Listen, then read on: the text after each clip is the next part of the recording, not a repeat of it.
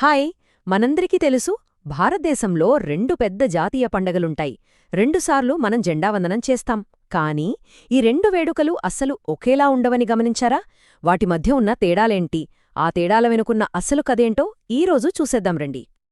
అవును, రెండు major national holidays, కానీ జెండా ఎగరేసే పద్ధతులు మాత్రం కంప్లీట్గా వేరు. స్వాతంత్ర దినోత్సవానికి ఒకలా, గణతంత్ర దినోత్సవానికి ఇంకోలా. అసలు ఎందుకిలా? ఎప్పుడైనా ఈ ప్రశ్న మనసులో మెదిలిందా? పదండి, ఈరోజు ఈ డౌట్ని క్లియర్ చేసుకుందాం. సరే, ఈ తేడాలని అర్థం చేసుకోవాలంటే మనం కొన్ని సింపుల్ ప్రశ్నలతో మొదలుపెడదాం. అసలు ఈ వేడుకలు ఎక్కడ జరుగుతాయి, ఎవరు లీడ్ చేస్తారు? ఈ ప్రశ్నల జవాబుల్లోనే మనకు ఫస్ట్ క్లూస్ దొరుకుతాయన్నమాట.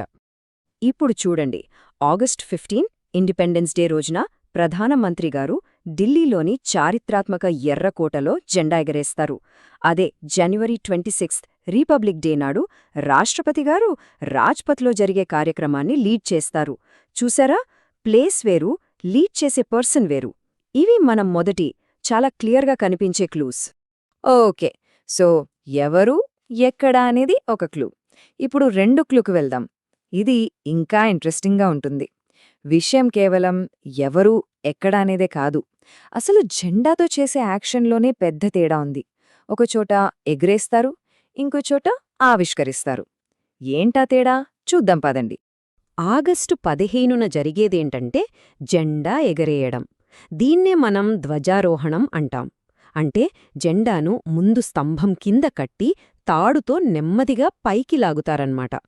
ఈ యాక్షన్ దేనికి సింబల్ అంటే, బ్రిటిష్ పాలన అనే చీకటి నుంచి మన దేశం పైకి లేచి ఒక కొత్త స్వతంత్ర దేశంగా ఉదయిస్తోంది అని చెప్పడానికి. ఇది మన దేశం పుట్టుకకి, ఎదుగుదలకి ఒక ప్రతీక. ఇక దీనికి కంప్లీట్గా ఆపోజిట్ జనవరి 26న జరిగేది. అక్కడ జెండాను కింద నుంచి పైకి లాగరు. జెండా ముందే స్తంభం పైన చుట్టి కట్టి ఉంటుంది. దాన్ని జస్ట్ తాడులాగి విప్పుతారు, అంతే. దీన్ని జెండా ఆవిష్కరణ అంటారు. దీని అర్థమేంటంటే, మన దేశం అప్పటికే స్వాతంత్ర్యం పొందింది, ఆల్రెడీ పైనుంది, తనకంటూ ఒక రాజ్యాంగాన్ని ఏర్పాటు చేసుకున్న ఒక స్థిరమైన సార్వభౌమ దేశం అని చెప్పడమన్నమాట. ఓకే, ఇప్పటిదాకా మనకు కనిపించే తేడాల గురించి మాట్లాడుకున్నాం. జెండాను పైకి లాగడం, ఆల్రెడీ పైన ఉన్న జెండాను విప్పడం, అంతా బానే ఉంది. కానీ అసలు ప్రశ్నేంటంటే, ఎందుకు ఈ తేడా? దీని వెనకున్న అసలు హిస్టారికల్ రీజన్ ఏంటి? పదండి, ఇప్పుడు ఆ అసలు కథలోకి వెళ్దాం. దీని వెనుకున్న మొత్తం కథ ఈ రెండు తేదీల్లోనే ఉంది. చూడండి, 1947 ఆగస్టు 15న మనకు స్వాతంత్ర్యమొచ్చింది.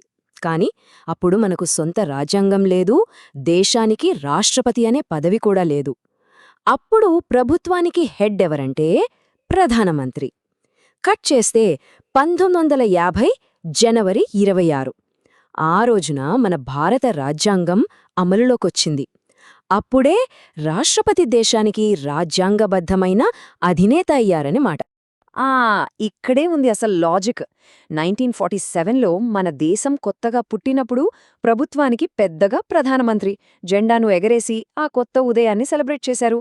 కానీ 1950లో మన రాజ్యాంగం వచ్చి మనం పూర్తి గణతంత్ర రాజ్యంగా మారాక అప్పుడు రాజ్యాంగానికి పెద్దెవరు? రాష్ట్రపతి. సో ఆ రోజు నుంచి రాజ్యాంగ అధిపతిగా రాష్ట్రపతి ఆ బాధ్యతను తీసుకున్నారు. అందుకే రిపబ్లిక్ డే రోజున రాష్ట్రపతి జెండాను ఆవిష్కరిస్తారు. రైట్, సో ఇప్పటిదాకా మనం చూసిన క్లూజ్, వాటి వెనకున్న హిస్టరీ అంతా చూశాం కదా. ఇప్పుడు వీటన్నింటినీ ఒక్కచోట పెట్టి ఒక క్లియర్ పిక్చర్ చూద్దాం. చూడండి, ఈ టేబుల్లో మొత్తం సమరీ ఉంది. సింపుల్గా చెప్పాలంటే, స్వాతంత్ర్య దినోత్సవం మనకు ఫ్రీడమ్ వచ్చిన రోజు. అందుకే ప్రధానమంత్రి ఎర్రకోటలో జెండాను కింద నుంచి పైకి ఎగరేస్తారు. అంటే ఒక కొత్త దేశం పుట్టింది అని చెప్పడానికి. మరోవైపు గణతంత్ర దినోత్సవం మన రాజ్యాంగం అమలులోకొచ్చిన రోజు. అందుకే రాష్ట్రపతి రాజ్పథ్లో ఆల్రెడీ పైనున్న జెండాను ఆవిష్కరిస్తారు. అంటే మనం ఆల్రెడీ ఒక స్థిరమైన సార్వభౌమ దేశమని సెలబ్రేట్ చేసుకోవడానికన్నమాట. సో ఫైనల్గా మనం గుర్తుపెట్టుకోవాల్సింది ఏంటంటే, ఈ రెండు వేడుకల మధ్య ఉన్న తేడా చాలా సింపుల్ అండ్ పవర్ఫుల్. ఆగస్ట్ 15న జెండా ఎగరేయడం ఒక దేశం పుట్టుకని సూచిస్తుంది.